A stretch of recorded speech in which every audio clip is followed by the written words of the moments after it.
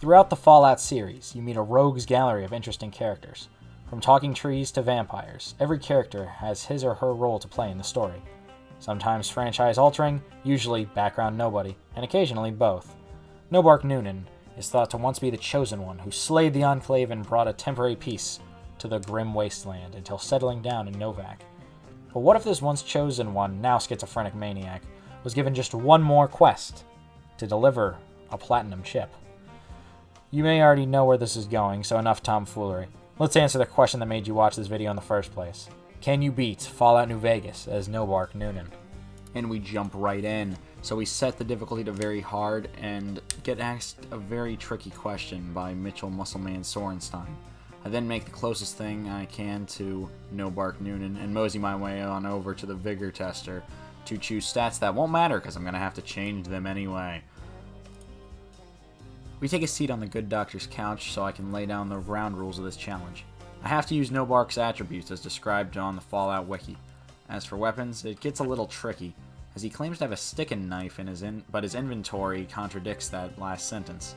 I'm going to chalk that up to him hiding it in the old prison wallet and move on. Because this run assumes that he is indeed the Chosen One, I can wear the Armored Vault 13 jumpsuit and use a surprise tool that will help us later. Until then, we choose Medicine, Lockpick, and Barter as our tag skills, and Wild Wasteland for obvious reasons, and Skill because why not? After getting the Pip-Boy, I set my special stats to what they should be, and equip some armor, and head on my way. I accidentally go in through the outdoor at Target, so to correct my mistake, I go back in there and ransack the store for a good sticking knife.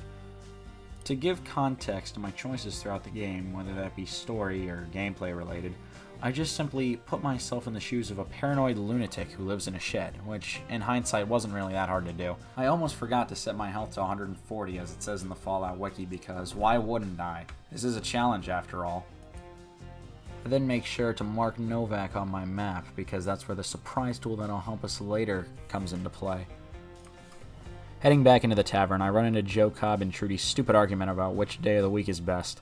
For moral reasons, I hate anyone who claims Thursday is the best day, so I decide to stand by my fellow Saturdaysyites, which means that this town is going down.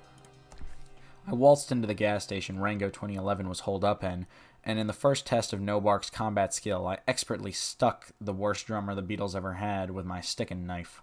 I then proceeded to shake down both Chet and Doc Mitchell for all the supplies they had.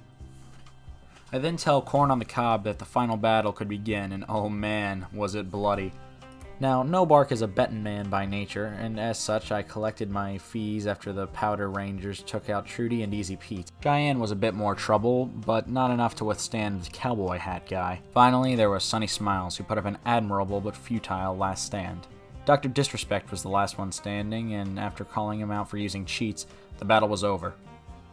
Just call the Powder Gangers Amazon because they absolutely gutted that small town. I passed by a high-tier reference before making the executive decision to replace my old sticking knife with a new sticking knife by ransacking a meth dealer's grave for his spork collection. As I strolled into Prim, I became a victim of ambush journalism as this NCR trooper saw through my clever sneaking tactic and told me some made-up NCR propaganda about the nice citizens of Townsville being horrible bandits. So I stuck him with my sticking knife. I interrogated the local burn victim and started hoarding 5.56 ammo before making a sprint to Nipton. I learned that cocaine is indeed a hell of a drug when I started tripping harder than a novice skater on my way to Nipton.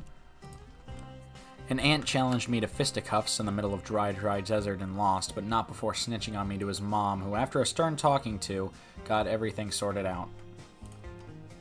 I stumbled upon Burr and Hamilton back at it again, dueling over which color is better.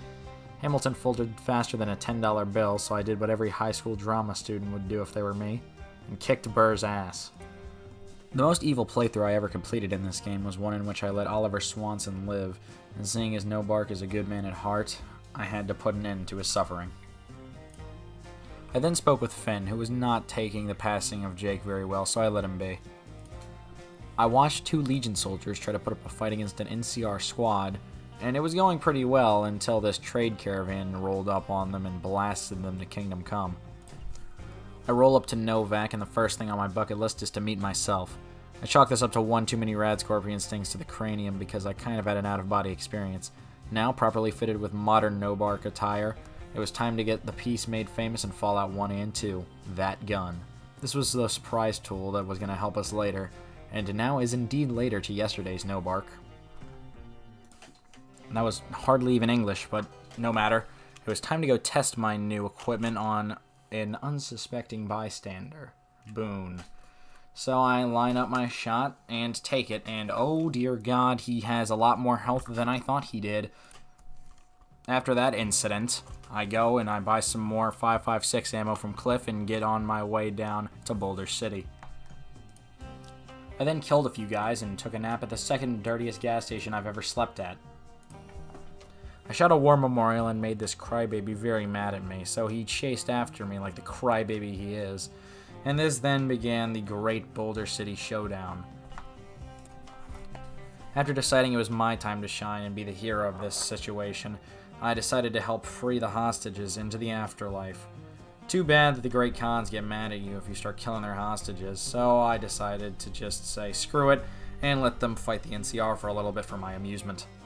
Back on the road to New Vegas, we stopped by the 188 trading post and get a sick headshot on Veronica before getting the hell out of there and confirming that I am still being chased by Private Crybaby.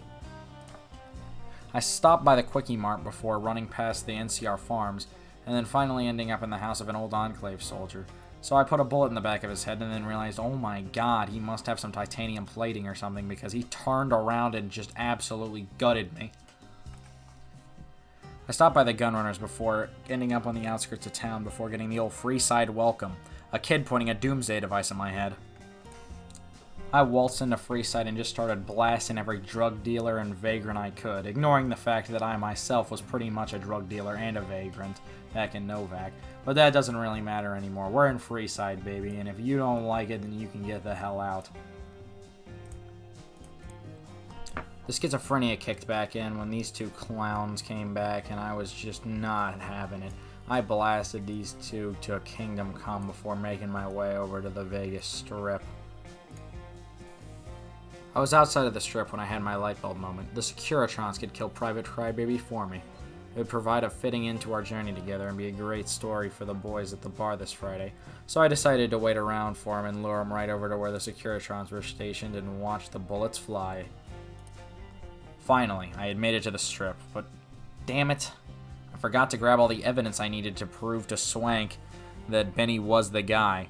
There was no way that I was going to be able to take on all those guys with nothing but my fists, and my speech skill wasn't high enough to convince him to let me go at him alone. So I had to go back to Boulder City and Good Springs to get the evidence needed. I told Swank I finally figured out who shot JR, so he told me to go up into the suite alone with Benny and sort things out. I knew what he meant, so I walked in there, put a cap in his ass, and oh crap, he does a lot more damage than I thought he would. Okay, this isn't a problem. Unlike the other two guys, I can't really leave, so I'm gonna have to stick around and solve this problem. Okay. There, I'll just go behind him. We'll go behind him, that'll be fine. I'll just get a good sneak critical on him. And crap, okay, let's just take a few drugs. Let's just take a few drugs. Take a few drugs, we'll be fine. Okay, and that didn't work. Crap, okay, let's try this again.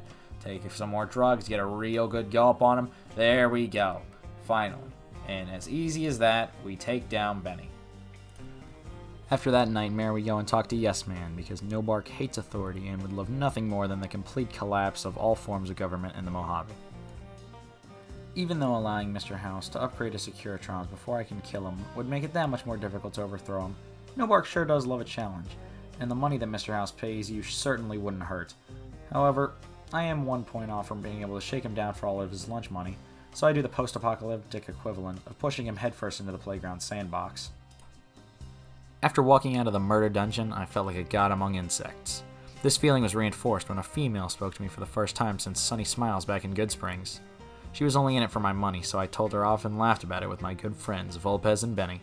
Yes Man was given the throne in New Vegas, and I watched a Mitten Squad video while the demonstration was being shown. I then got a handout that needed to be glued into my notebook and was on my way. But first, No Bark had to prove his Sigma male status. Kachino gave me an offer I couldn't refuse, so I agreed to help him find a guy named Troik. Troik liked the cut of my jib, so he gave me, the babbling schizophrenic, enough explosives to arm a small Central American anti-communist regime or something. I don't exactly know where I was going with that.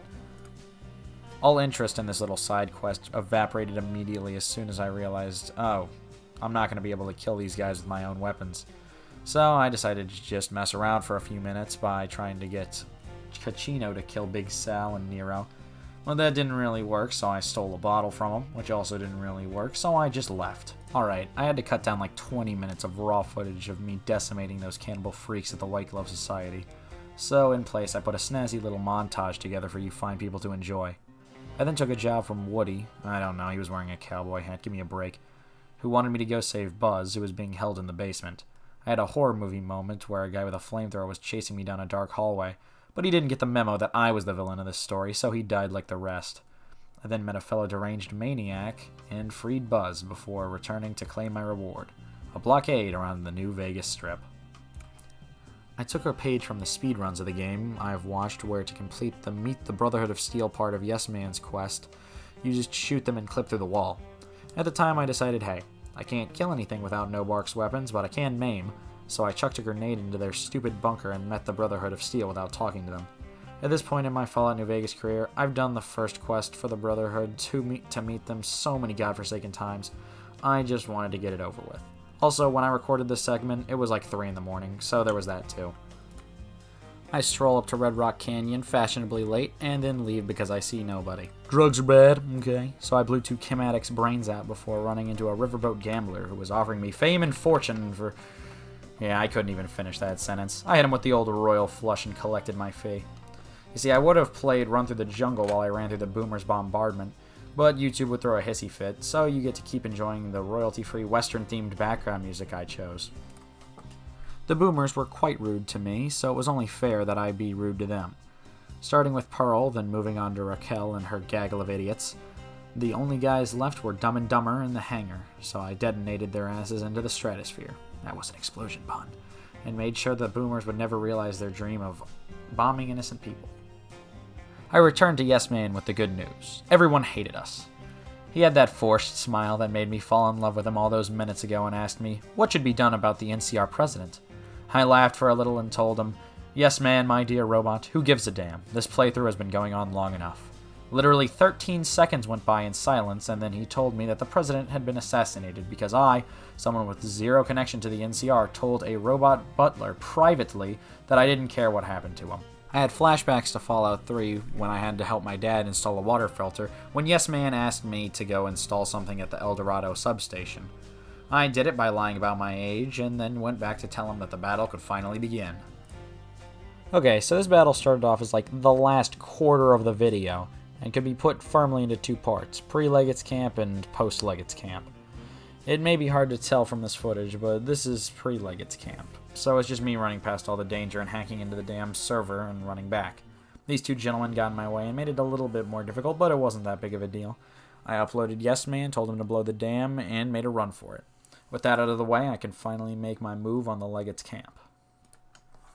I took my first step into the Leggett's Camp and saw a Praetorian. Not really a big threat, but a good test to see how the character you delicately crafted over the course of your adventures through the Mojave holds up against one of Caesar's best. It went surprisingly well, so going into this fight I was optimistic and thinking it would only take like 2 or 3 tries to take on the Leggett. But past me is often wrong. This was easily the toughest fight yet. I had no speech and my barter was pretty much useless because it wasn't 100. Many times I would find myself standing next to 2 dead Praetorians with a full health Leggett charging right at me. One time I shot the sword out of his hand and he friggin' caught it mid-air! This truly was the battle of wits, because whatever I lacked in skill, or talent, or luck, or equipment, or backup, or medicine, or faith, or whatever else, I made up for in my ability to reload saves. Vats really saved my ass at the end of the fight, because after I shot him in the head and shot the sword out of his hands, he started to retreat to heal, which I couldn't let happen because I had no stim packs left. So, like the hero I am, I shot him in the back until he died.